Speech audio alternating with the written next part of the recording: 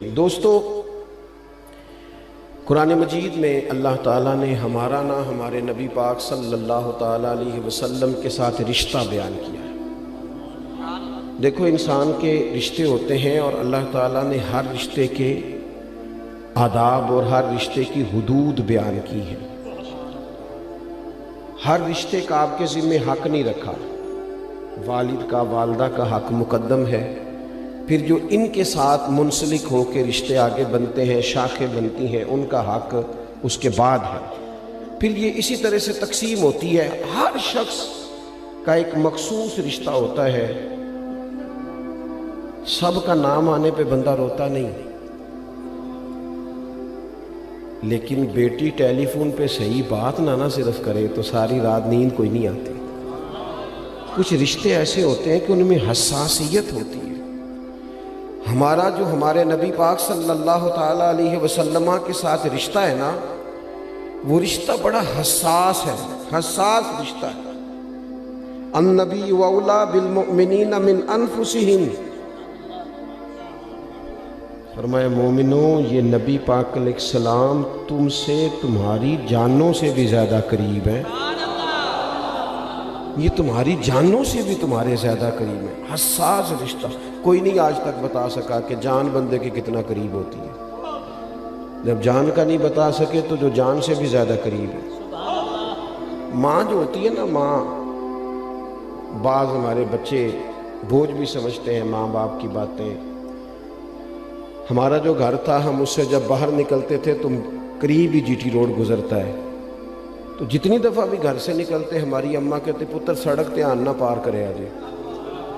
اب زمانے گزر گئے، ہم ان کے بچے تھے، ہمارے بھی بچے ہو گئے، پر وہ کہتی سڑک ذرا،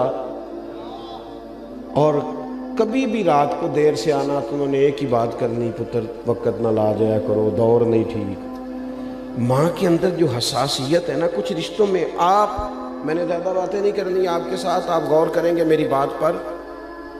نبی پاک علیہ السلام کی نا آپ کو درجنوں احادیث ملیں گی۔ حضور فرماتے میرا دل کرتا تھا ہر وضو کے ساتھ مسواک ضروری قرار دوں۔ دل میرا کرتا تھا، لیکن رشتہ حساس ہے نا، فرمایا تمہیں تکلیف ہوگی لہذا میں ضروری قرار نہیں دیتا۔ فرمایا میرا دل کرتا تھا کہ عشاء کی نماز تاخیر سے پڑھوں۔ ایک مقام پہ فرمایا تہجد تم پر ضروری قرار دے دوں، لیکن تمہیں تکلیف ہوگی لہذا میں نے اپنی چاہت نہیں دیکھی، تمہاری نیند دیکھی ہے۔ نبی پاک صلی اللہ تعالیٰ علیہ وسلم فرماتے ہیں میں لمبی نماز پڑھانا چاہتا ہوں، لیکن پیچھے سے نا کسی بچے کے رونے کی آواز آتی ہے تو میں کہتا ہوں یہ ماں باپ کو پکار رہا ہوگا، میں نماز مختصر کر دیتا ہوں۔ حضور نے نا حساس، سیدہ عائشہ صدیقہ رضی اللہ تعالیٰ عنہ فرماتی ہیں اگر نبی پاک علیہ السلام کو دو باتوں میں سے ایک کا اختیار دیا جاتا نا کہ محبوب امت کے لیے یہ قبول کر لیں یا یہ قبول کر لیں، تو جو آسان ہوتی تھی حضور اسے قبول کرتے تھے۔ اور جب بھی حضور کوئی قافلہ روانہ کرتے دو باتیں ضرور بیان کرتے، فرماتے جہاں تم جا رہے ہو نا تبلیغ کے لیے یا جہاد کے لیے، دو باتوں کا خیال رکھنا، ایک تو لوگوں پر آسانی کرنا، مشکل نہ کرنا، اور دوسرا فرماتے تھے لوگوں کو مایوس نہ کرنا، خوشخبریاں دینا۔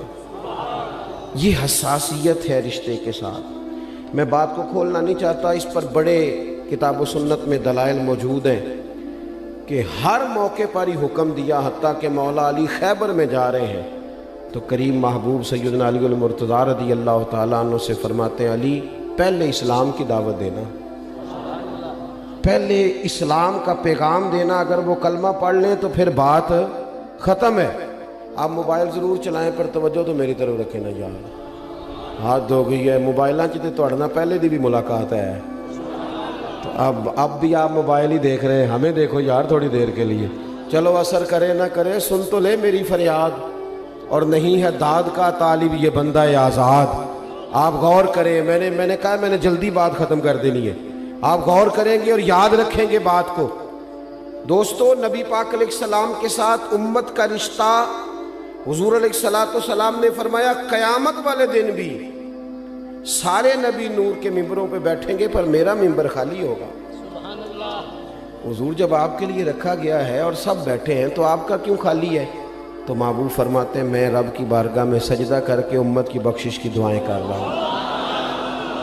یہ الگ بات ہے کہ امت اب اس حساسیت کو سمجھتی نہیں، چیزوں پر غور نہیں کرتے ہم، جذباتی نعرے، وقتی طور پر جوشیلا پن یہ بڑا اچھا ہوتا ہے، لیکن جو زیادہ ضروری کام ہے، زیادہ سمجھنے والا ہے، وہ ہے کہ ہم اپنا رشتہ دیکھیں نبی پاک کے ساتھ کیا ہے۔ آپ کبھی غور کریں نا تو صحابہ کے جو انداز ہے نا حضور سے محبت کرنے کے، یعنی جن لوگوں کی ہم سے سلام دعا ہو، واقفیت ہو، ان میں سے اگرچہ وہ رشتہ دار نہ بھی ہوں، کسی ایک کا پتہ چل جائے نا اس کا انتقال ہو گیا ہے تو تھوڑی دیر کے لیے صحیح بندے پہ غم طاری ہوتا ہے۔ بندہ کہتا ہے یار اس کے تو چھوٹے چھوٹے بچے ہیں، یار وہ تو بالکل ٹھیک ٹھاک تھا، پرسوں مجھے ملا تھا، یار وہ تو بیچارہ اوہو چند لمحوں کے لیے ہی صحیح غم طاری ہوتا ہے۔ لیکن صحابہ فرماتے ہیں ہم احد سے واپس آ رہے تھے، میدان احد میں کسی نے افواہ پھیلا دی تھی کہ حضور علیہ السلام کو شہید کر دیا گیا ہے۔ فرماتے ہیں اس افواہ کا یہ حال تھا کہ مدینہ شریف میں لوگوں میں بے چینی تھی، ہم واپس آ رہے تھے اور ایک خاتون جا رہی تھی۔ ان چیزوں کو نری تقریریں نہ سمجھا کرو، واقعات نہ سمجھا کرو، اس پر غور کیا کرو، یہ دلوں کی ترجمانی ہے۔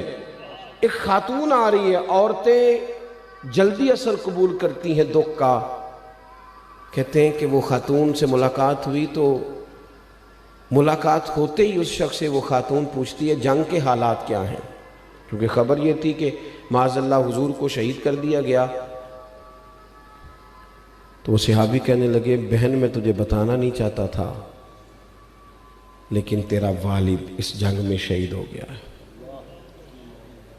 ہم تقریریں کر دیتے ہیں، لوگ سن لیتے ہیں، لیکن کبھی اس پر نافذ تو کریں۔ کسی بیٹی کو خبر ملے کہ باپ چلا گیا، وہ 100 سال کی عمر میں کیوں نہ جائے، بیٹی اس کے تو اوسان خطا ہو جاتے ہیں، لیکن وہ خاتون آگے بڑھی، ایک اور شخص سے پوچھا نبی کریم کا کیا حال ہے؟ کہنے لگے بہن تمہیں پریشان نہیں کرنا چاہتے تھے پر تمہارا شوہر بھی اس جنگ میں انتقال کر گیا۔ جس خاتون کا شوہر چلا جائے اس کے علاوہ اس کے پاس کیا بچتا ہے، سر سے چادر ہی ہٹ گئی۔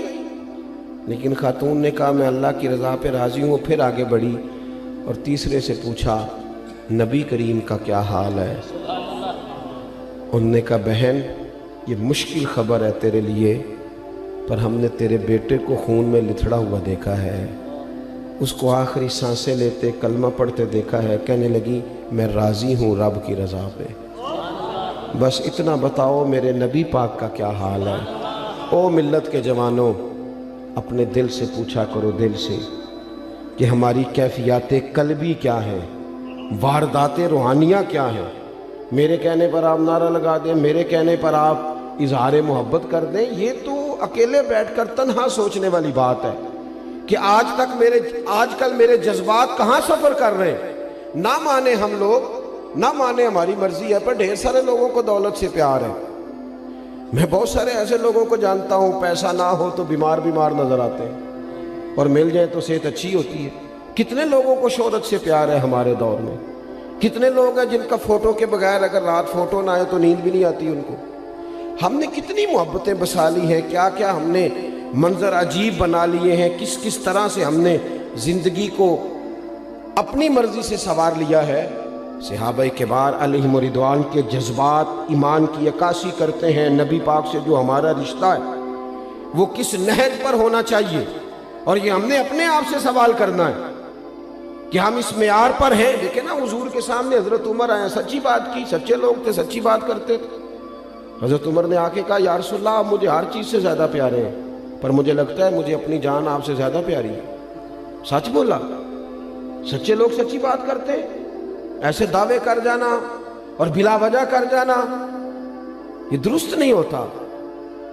یا رسول اللہ مجھے لگتا ہے جان آپ سے زیادہ پیاری ہے، تو محبوب نے ان کے دل پہ ہاتھ رکھا، فرمایا پھر ابھی ایمان مکمل نہیں ہوا۔ شیخ محقق کہتے ہیں شاید یہ حضور کے دست پاک کا ہی فیض تھا کہ عمر بول پڑے، کہا یا رسول اللہ حکم کرے میں جان قربان کرنے کو بھی تیار ہوں۔ فرمایا اب ایمان مکمل ہوا ہے۔ ہمیں نا تھوڑا سا عملاً بھی تو کچھ کرنا چاہیے نا یار، کچھ ہمیں کچھ اپنے ذوق کے مطابق اپنے آپ سے بھی تو کچھ سوالات کرنے چاہیے نا۔ تیسرے نمبر پہ جب پیغام دیا گیا نا کہ آپ کا تو بیٹا بھی چلا گیا،